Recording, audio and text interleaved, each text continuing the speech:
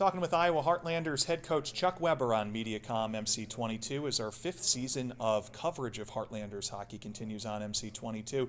Coach, welcome in. First interview on MC22. How's everything going as we get the season going here? Everything's fantastic. It's first day. It's best day of the year, which is game day.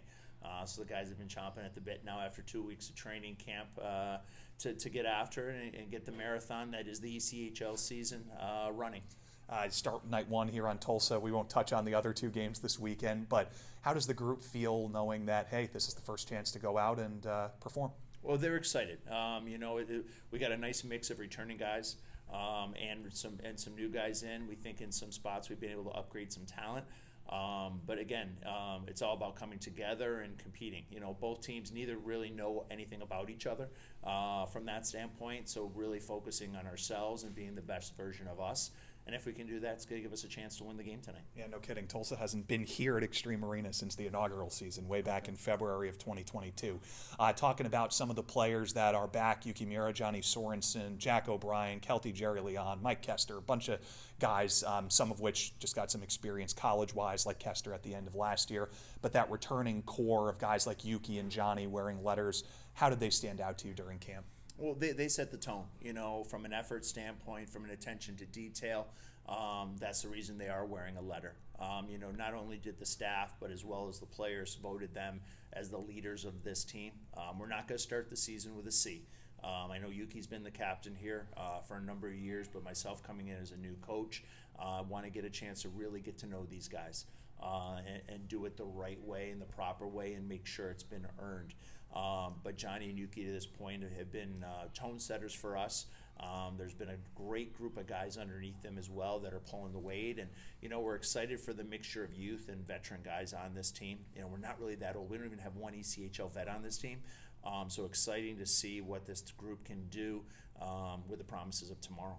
A lot of forwards returning, a lot of new defensemen. Some of the guys you were able to go out and get throughout the summer. What do you think about how the D core is coming together so far? I think we got a nice balance, of guys that are athletic in the back.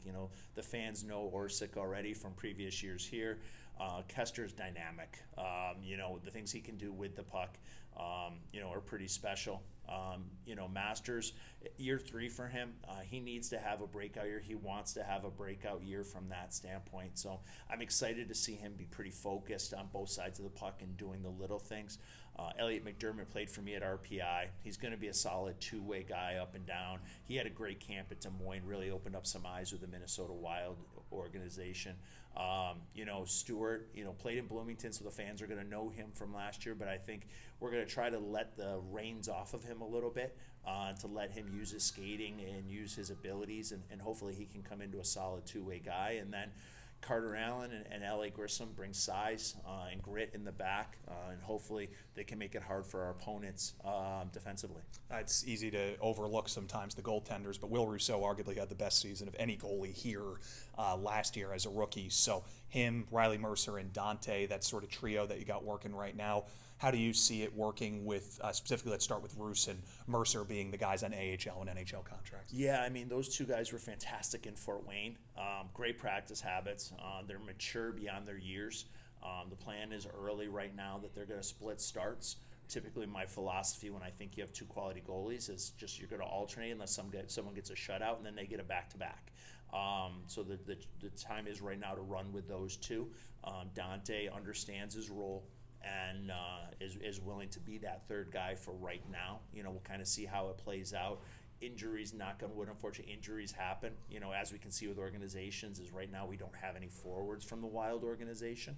So unfortunately, to start this year, it's forwards. That's the injury bug. Hopefully, it doesn't run into defensemen and goalies down the line.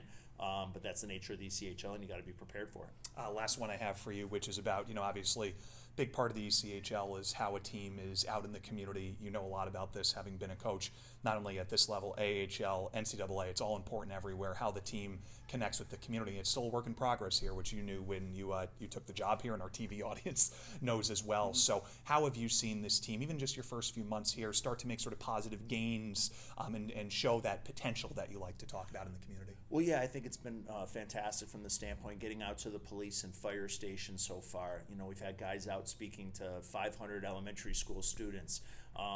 We've had guys doing TikTok videos and everything, and these guys understand. They're professionals. They understand how important it is to get out in the community. We want to be a team that Coralville, Iowa City, North Liberty, all the way out to Cedar Rapids, and who knows, even out towards Des Moines. We want to go 50, 60 miles in every direction here, where people are going to go, hey, I want to go to a hockey game. I want to be entertained. I want to have a group of young men to be proud of, that are representing me. And I think, as you know, when fans come out and see hockey live, they're hooked. It's a game. You do a fantastic job on the radio and the TV, but when you see the game live and see the speed that goes along with it, they're hooked. And I think, the more fans that we get out and they can see the energy in the building, this is going to take off. This is a powder keg, in my opinion, that's ready to explode. And, excited for the things the front office has the ability to do here and piggyback the efforts of this team. Chuck, thanks again for a few minutes. We appreciate it. And I know your first ever time on MC22. They appreciate it as well. Thanks, Founder. Appreciate it. Absolutely. We're going to take a quick break. We'll be right back around the bend as Heartlanders hockey coverage continues on MC22.